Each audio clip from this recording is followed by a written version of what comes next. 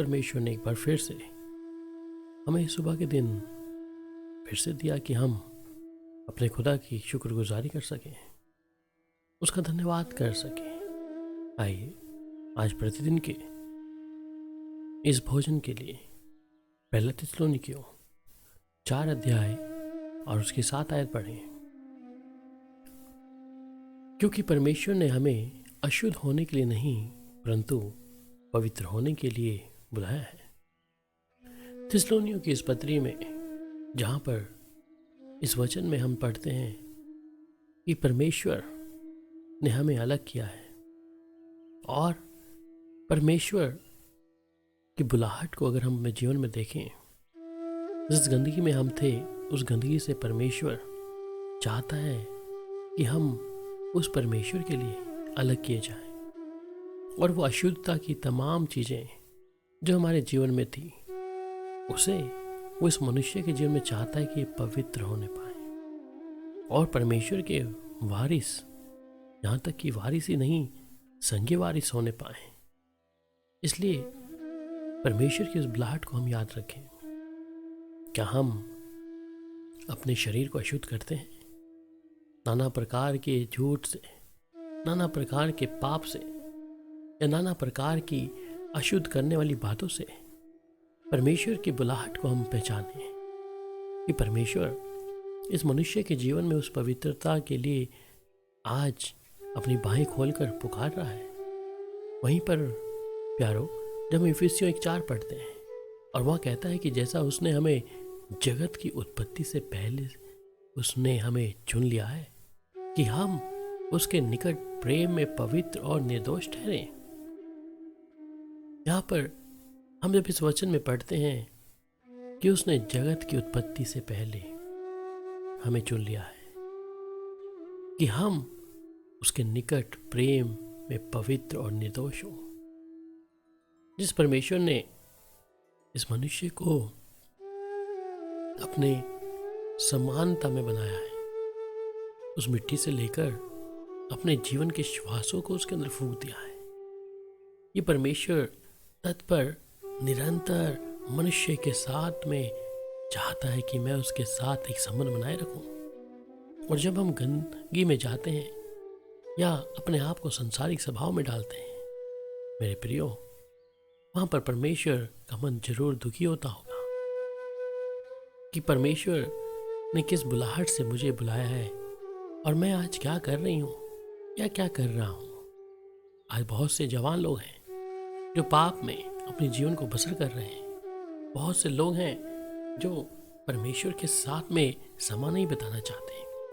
वो अशुद्ध होने में अपने आप को निरंतर उस कीचड़ में अपने आप को बिठा के रखा है। उस गंदगी से वो निकलना नहीं चाहते, इसलिए वो परमेश्वर के वचन से आज बहुत कोसों दूर है। प्यारो, वहाँ पे वचन में जब पढ़ते हैं लेवी अवस्था 11:44 में भी, क्योंकि मैं तुम्हारा परमेश्वर यहोवा हूँ। इस प्रकार के रेंगने वाले जंतु के द्वारा जो पृथ्वी पर चलता है, अपने आप को अशुद्ध ना करना। बहुत ये उदाहरण जब हम इस वचन को लेते हैं कि जब हम एक सूअर को देखते हैं, उसे जितना मर्जी आप नला दें और उसे अगर आप साफ सुथरी जगह पर रखेंगे, वो फिर से उस कीचड़ में जाएगा, उस गंदगी में जाएगा। वो भूल जाएगा कि मैं कहाँ आ गया हूँ, मुझे किस गंदगी से निकाल कर साफ किया गया है, और वो वापस उसी जगह पे उस गंदगी की ओर खिंचा चला जाता है। हर ये मनुष्य का जीवन भी ऐसा ही है। परमेश्वर ने हमें अशुद्ध होने के लिए नहीं परंतु पवित्र होने के लिए ठहराया है। हम उन जानवरों के समान ना बने जिन्हें इस बात का ज्ञान नहीं है कि क्या गलत है क्या सही है, परंतु आज जब मनुष्य हम हैं, सही और गलत का निर्णय हम ले सकते हैं। तो प्यारो, हम क्यों उस गंदगी में जाएं? वहीं पर दूसरा पत्र 2:10 में कहता है, निज करके उन्हें जो अशुद्ध अभिलाषाओं के पीछे शरीर के अनुसार चलते हैं और प्रभुता को तुच्छ जानते हैं, वे ढीठ और हठी हैं और ऊंचे पद वालों को बुरा भला कहने से नहीं डरते हैं। प्यारो, यहाँ पर इस पत्री में जब पढ़ते हैं कि कई लोग अपने आप को अशुद्ध अभिलाषाओं के पीछे शरीर के अनुसार चलते हैं, आज हम जब आज सुबह के इस प्रतिदिन के भोजन में मनन कर रहे हैं, क्या कहीं मेरे प्यारे भाई, कहीं मेरी प्यारी बहन, ऐसा तो नहीं कि परमेश्वर ने तुझे पवित्रता के लिए बुलाया है, पर तू उस संसार की अशुद्धता में अपने आप को दिन प्रतिदिन गिराता जा रहा है। आज उसकी पवित्र बुलाहट को पहचाने।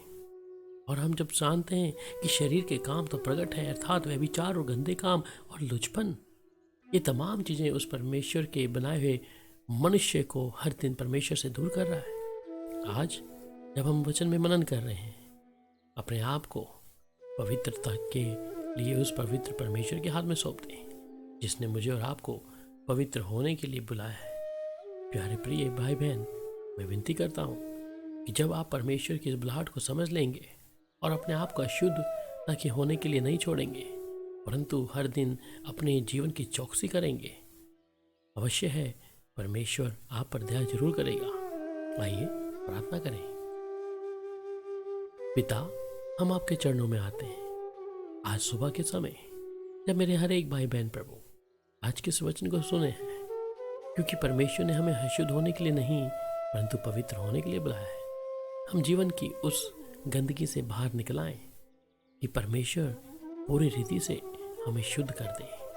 उसकी ये पवित्र बुलाहट को हम पहचाने कि परमेश्वर ने हमारे विषय में क्या योजना बनाई है, तभी तो हम जानेंगे परमेश्वर के अद्भुत कामों को अपने जीवन में। प्यारे भाई, प्यारी बहन, आज अपने जीवन को प्रभु के हाथ में सौंप। ये समय है जब आज तो इस वचन को सुन रही है या सुन रहा है, परमेश्वर आज हम पर दया करेंगे। इसलिए आगे के लिए पाप मत करना और परमेश्वर की हजूरी में आ जा और अपने आप को, शरीर को भावता हुआ परमेश्वर को जो पसंद है अर्पण कर दे। प्रभु, हम चाहते हैं आज जो भाई बहन इस निर्णय को ले रहे हैं, आपका आत्मा आज उन्हें स्वतंत्र करेगा और पवित्र आत्मा की सामर्थ्य के द्वारा तेरे लोग अपने आप में बदलाव देखेंगे। प्यारे प्रभु जी, हम धन्यवाद करते हैं कि आपने हमारी प्रार्थना को सुना है, हमारी इस विनती को सुना है। प्रभु, हम आपका धन्यवाद करते हैं प्रभु यीशु मसीह के नाम से, आमीन। प्रभु की शांति आपके साथ रहे। शालोम।